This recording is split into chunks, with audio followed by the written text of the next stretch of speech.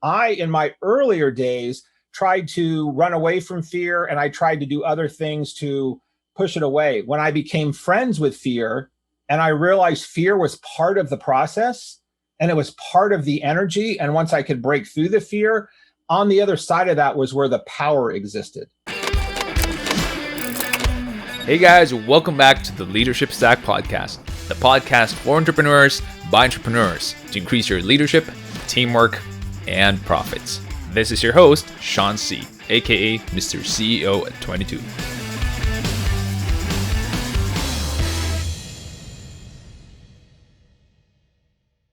We always have a choice. Sometimes people will say, well, I didn't really have a choice. My hands were tied. I was stuck. And I get that. But whether you're in a marriage, a business, a relationship, a country, a city, we always have choices to do something else. We may choose not to because it's too overwhelming. We may choose not to because we feel others have more power over us than we have.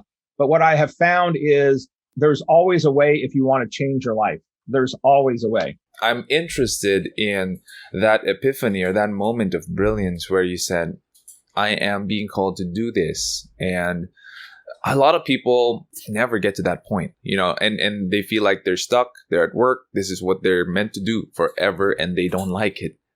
Some of them outright hate what they do, but they have to. And I do agree with what you said. They feel like there's no choice because they have to provide for their parents, especially here in the Philippines. That's very, very rampant where the working generation has to provide for the older generation and the new generation because they have their own kids.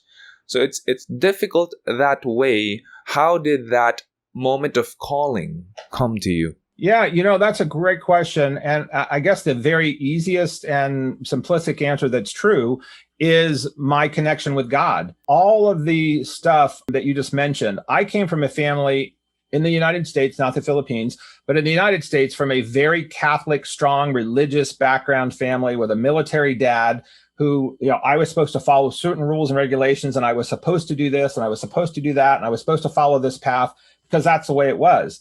But I didn't agree with that at an early age, and I moved out of my house when I was 17 years old.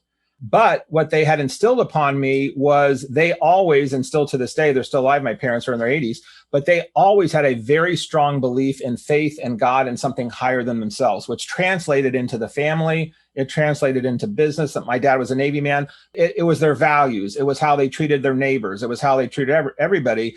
And my dad was a very strong-willed man, and he had an iron fist and an iron hand. And he was one of those dads that said, this is my house. These are my rules. And if you don't like it, you can get out. And sometimes, he would beat our ass he had 5 boys. I mean, he had 5 boys in 7 years. And my dad was, in those days you could beat a kid's butt and it wasn't considered child abuse. Today, my dad taking a stick to me, is frowned upon quite a bit, at least where I live. So that instilled upon me, though, that I could still have faith. I could still believe in God. And if I believed in something higher than myself, and all this other stuff was a bit of an illusion, the only thing that mattered more than my parents, and the only thing that mattered more than my peers, and the only thing that mattered more than my own opinion of myself was what God's higher power had intended for me. And however I got that at a young age, I don't know. But I always had that instilled through prayer, through meditation, through the power of God. So I always tapped into instinct. And so I have always followed my instinct, even when my intellect has told me that's not going to be financially as beneficial. That's not going to be socially acceptable. That's knowing your friends are going to think you're crazy. If I was not happy, and if I was not joyous, and if I did not feel in alignment with what I was doing for a period of time that was longer than just being bored, I knew there was something wrong. And I knew the only answer for that was having a power greater than myself to guide me to what I was not seeing, to now see it and be courageous enough to go do something about it, knowing that I didn't have to have all the answers, and knowing that my higher power would help open doors and windows and opportunities, and that the bridge would be built a brick at a time as I was crossing it. And I have to say that it was the ability to break through fear that is a great power. I mean, we all have self-doubt. We all have sabotage ourselves. We all have imposter syndromes at times.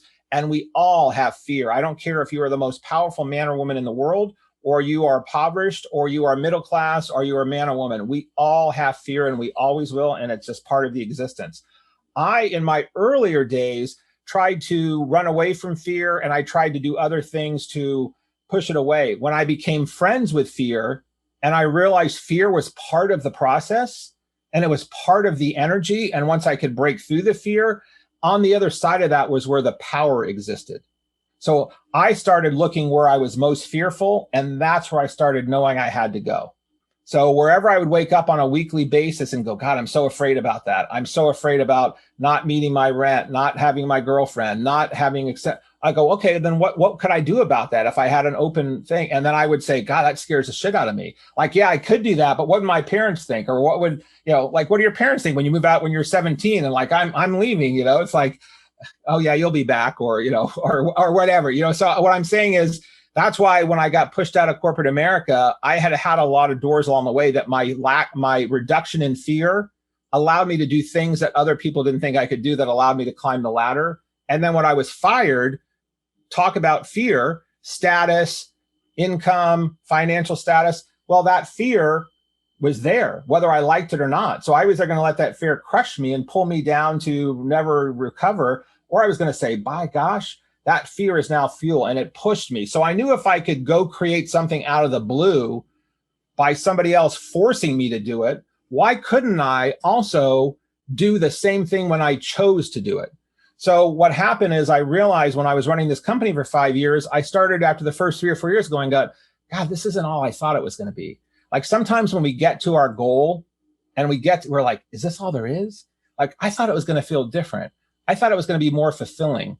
I thought it was going to be more sustainable. And that's why life is not about the end goal. It's about the journey in between. So my advice to all your listeners and anybody I ever talk to is, if you are not happy in your life right now, in any area of your life, that's your own damn fault. You have the right to do something about it. You can choose not to, and you can still choose to be unhappy or unfulfilled or feel like you don't have choice. I can guarantee you always have choice.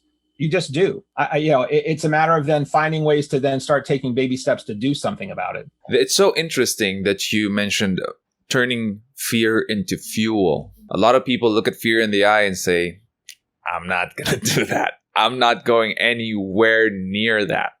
Now, it might be easy for you to say, and because you've lived that way, you just know it.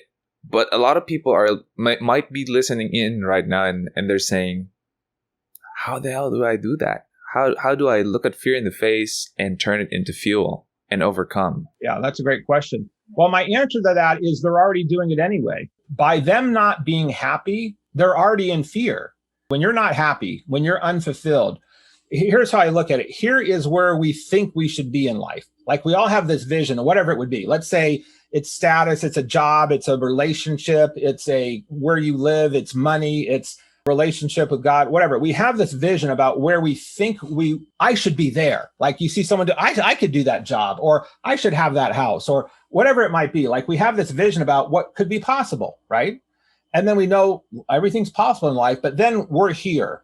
Like, our reality is in the present. Every day I wake up, I have to pay these bills. I have a wife I don't love. My kids don't like me, whatever it might be. We're here. And in between this space of where we envision our life to be and here, all in between that is the delta, and that's where stress and fear live. What we have to realize is we have the ability to rise the tide. So as we squeeze fear out and turn it into fuel, that on a basis of doing that you can create and make change. If you've not used to doing that, then I would say stop in the mirror right now and realize, okay, I am already breaking through fear. Because what's happening is each day that I get up and I'm not happy, that is a form of fear. Unhappiness and unfulfillment is a version of fear. And you're allowing that fear to now be converted into what you do and go out into a job in which you don't like, go out into an industry in that you don't like, go back into a marriage that you're not happy in and not choose to do something about it. So you're already living in fear and breaking through it to get up and do what you do every day that you don't like. So why not go, okay, that is a form of fear. If I substituted that and had that same feeling for a while and use that unhappiness feeling that turns into fear, but then excitement. Because what happens is when you choose to take action, fear diminishes really quickly. Because once you get into action, as Napoleon Hill says in the book, but Think and Grow Rich is a book that Napoleon Hill in the United States wrote in the 1930s. And it's probably the greatest manual for the foundation of all self-development programs and positive thinking programs and business plans and life plans that have come after that. But, one of his simple quotes is, success is the progressive realization of a worthy goal. And Paulo Coelho in the Alchemist book says, once your mind is made up, the universe conspires towards your success. So if you have a blueprint and a plan and you have a vision and you start taking some actions, boom, by getting into action, it helps reduce the fear.